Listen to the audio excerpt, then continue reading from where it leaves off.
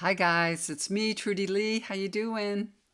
There's my little Addie cat. She's nearby. She was sitting in this chair, but I had to move her, and she's not too happy about it 'cause she was really comfortable in this chair.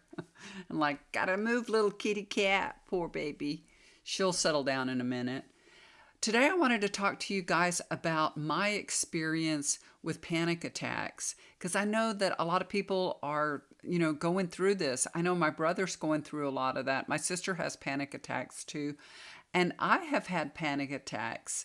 Now, I'm going to tell y'all how I dealt with my panic attack, what happened, and maybe this will inspire you and help you deal with yours. Now, everybody's different, so maybe it won't help you, but hopefully it will. So uh, I did a meditation before I came to talk to you guys because I really wanted to understand what a panic attack was.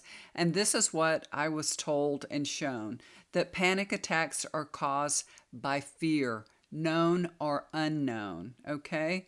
And it can be, and when I mean known or unknown, it means you may have a fear of something that you're not even admitting it to yourself, like there's a fear, but your ego mind is overriding it and say, I'm not afraid of anything. I'm not afraid. And I'll tell y'all my experience of how this played out.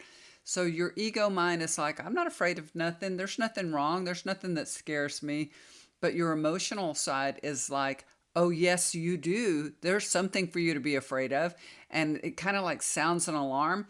And there's like a conflict going on in your body when your ego mind is saying, I'm not afraid of nothing, and your emotional side is sending out signals throughout your body to react.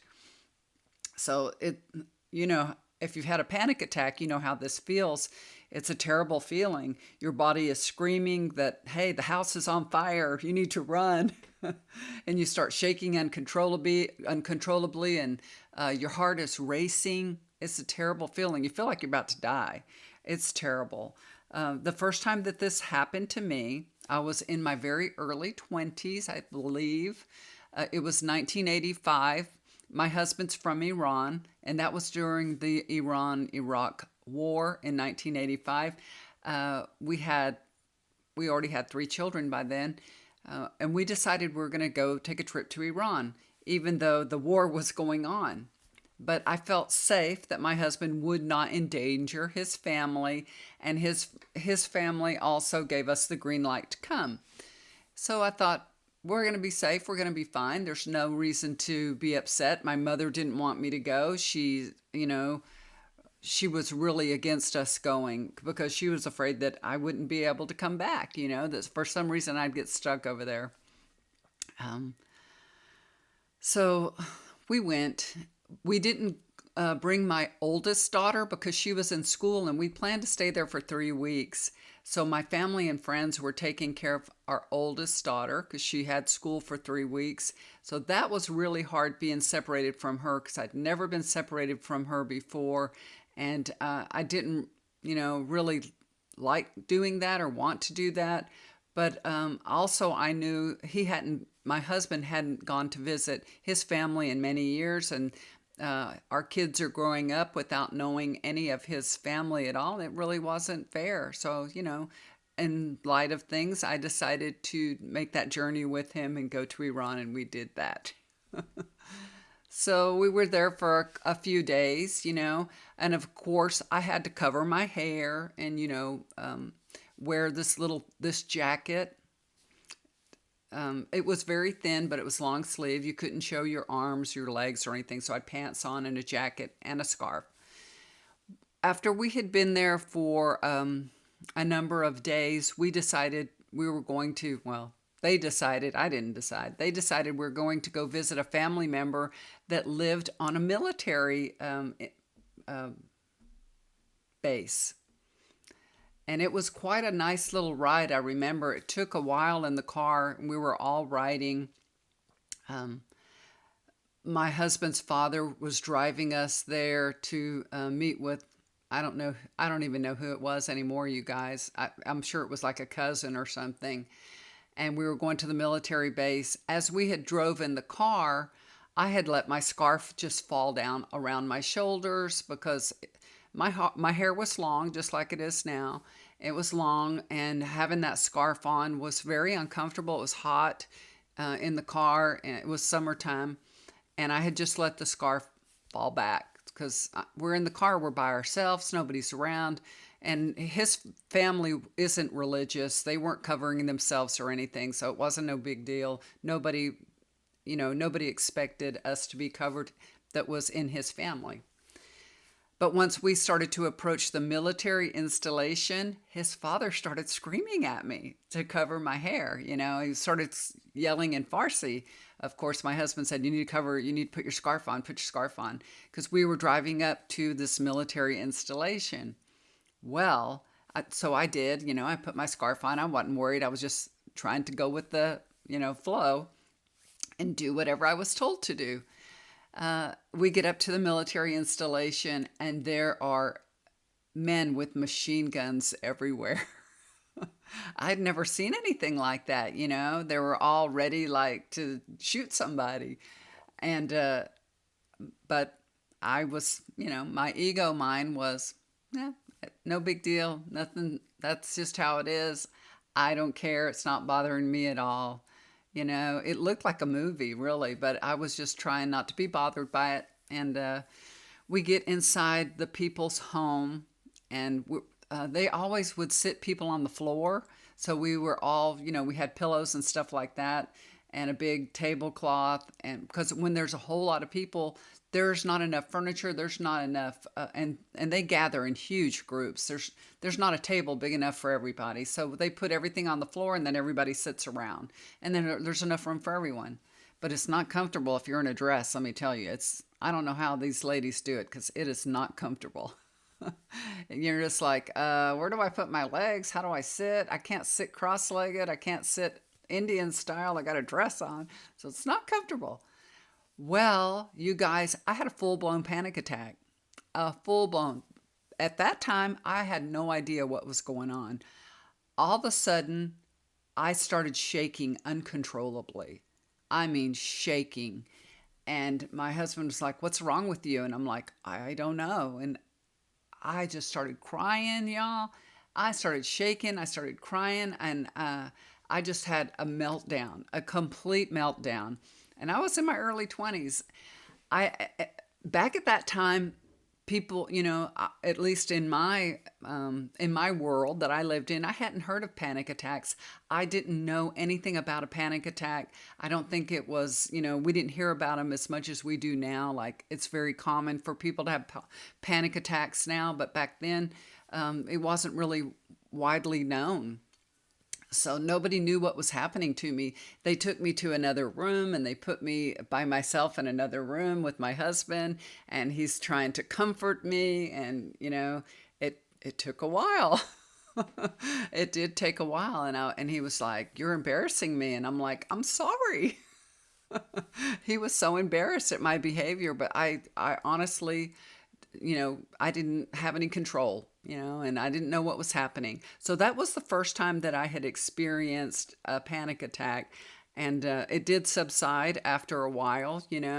Um, I drank some hot tea and, tried to do something calming. So they tried to calm me down, and I did. And they thought that I was reacting to the environment, which, my ego brain, my mind, I was like, I'm not reacting to the environment. They're not scaring me. Well, of course they were scaring me. I was a young girl, fresh, fresh off the boat. But I wasn't accepting the fact that, yes, this is a very scary situation, and my body was saying, yes, it is. It's scary. My mind was saying, no, it's not. And my body is saying, yes, it is. So we weren't in harmony together, just caused a panic attack in me. Fast forward, this never happened again. I never had another panic attack again, but fast forward until at the age of 50. At the age of 50, I had another panic attack. So I have had three panic attacks in my whole life. but this was my second one that I'd had. Um, and if you know me, anybody that knows me that's in my family, they know I do not go to the doctor.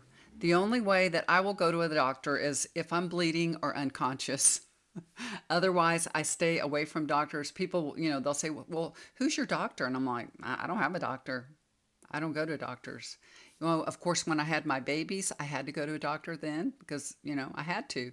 But that was after I stopped having babies. I didn't go to the doctor anymore, and I don't unless I'm bleeding or unconscious.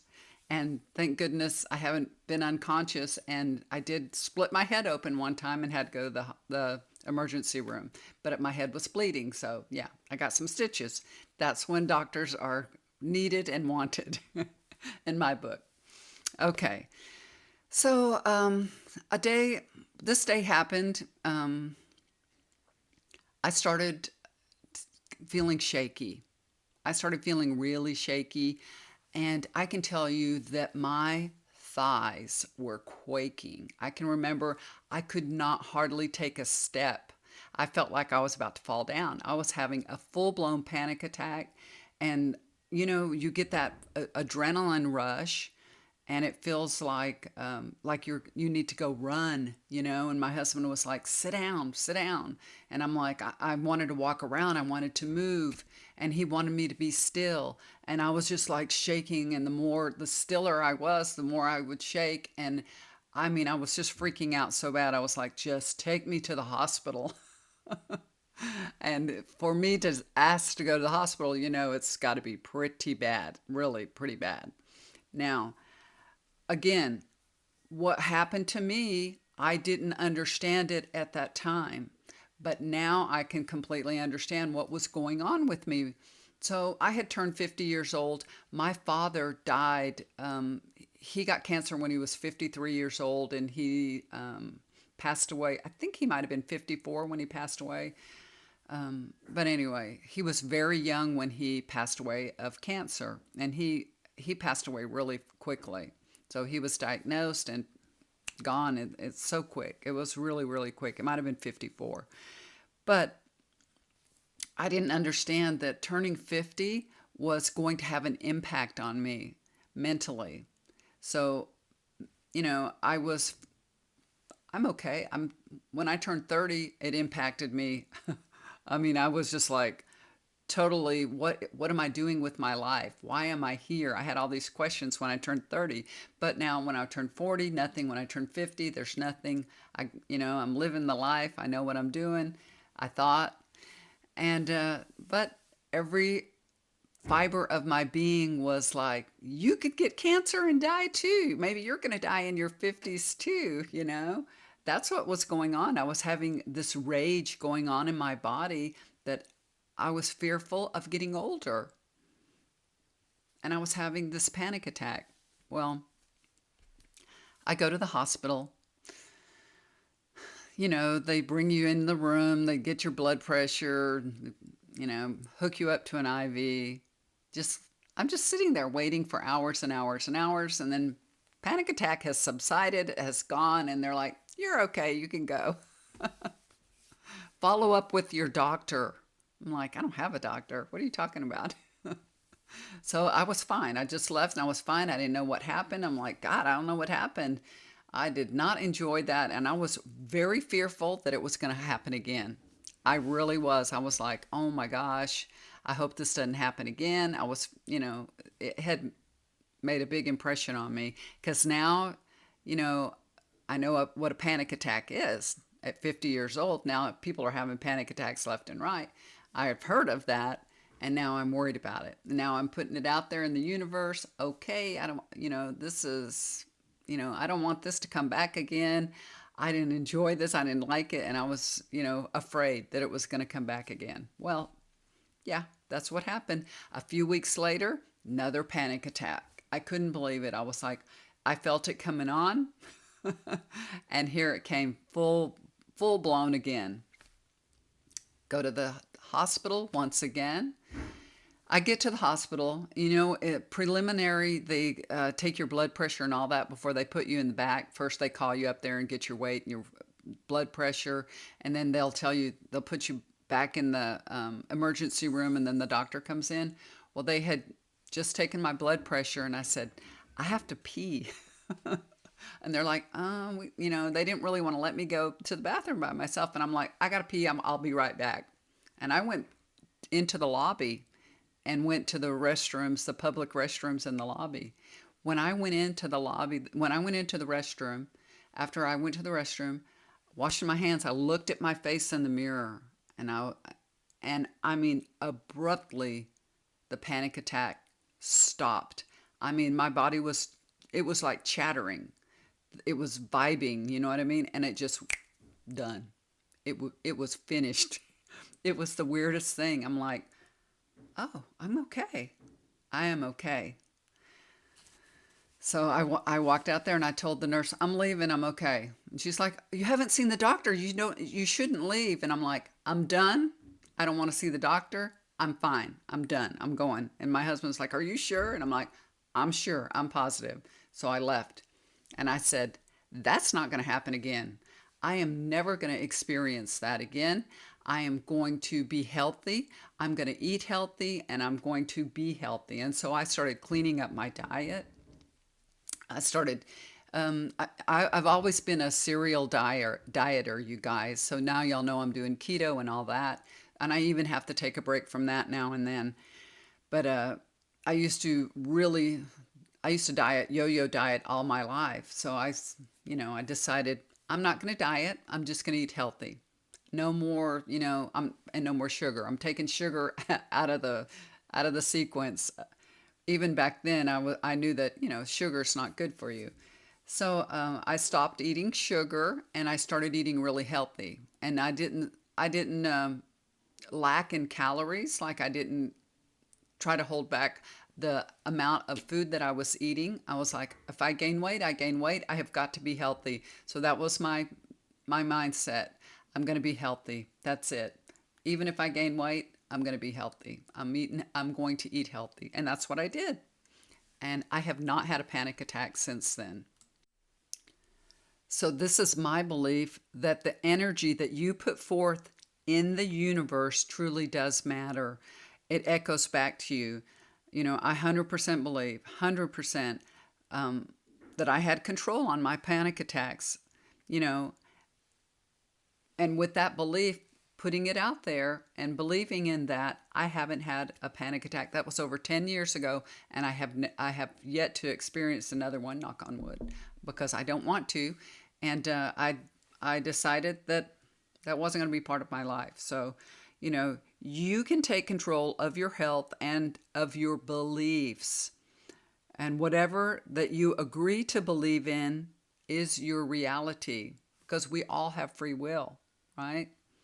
So that is my story. That is the way that I overcame my panic attacks. I don't know if this will work for you, but this really worked for me. I pray for all of you to find your truth and live a happy, joyful life. So do something kind for somebody. It'll always come back to you. And that's my story. Talk to y'all again soon. Love you. Bye for now.